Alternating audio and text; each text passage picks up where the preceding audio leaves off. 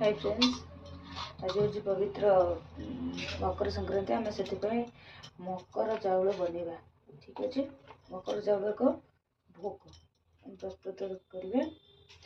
आमको अरुआ चाउल मकर चाउल जो कहते मकर चाउल को आम बाटिक रखी बाटिक रखी बेसी भी प्लेन करेंगे, बिल्कुल कोटा चाउल भी बना जाए। मुझे बाटी देती खावा टेस्ट लगे बोली भल हम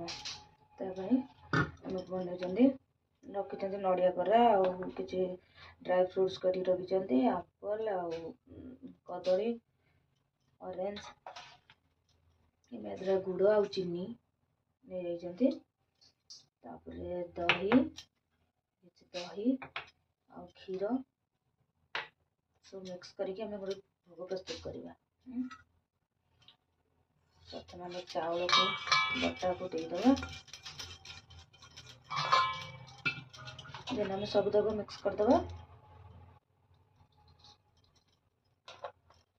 आप चाहते सब प्रकार फल भी मिक्स करें। जेहेतु शीत दिन सब फल खटा खटा भी टेस्ट लगे से मुझे फल आड करना बस ये फल मुझे जाइए।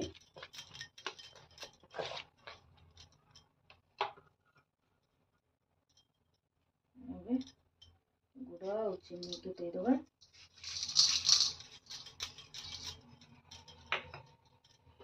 दही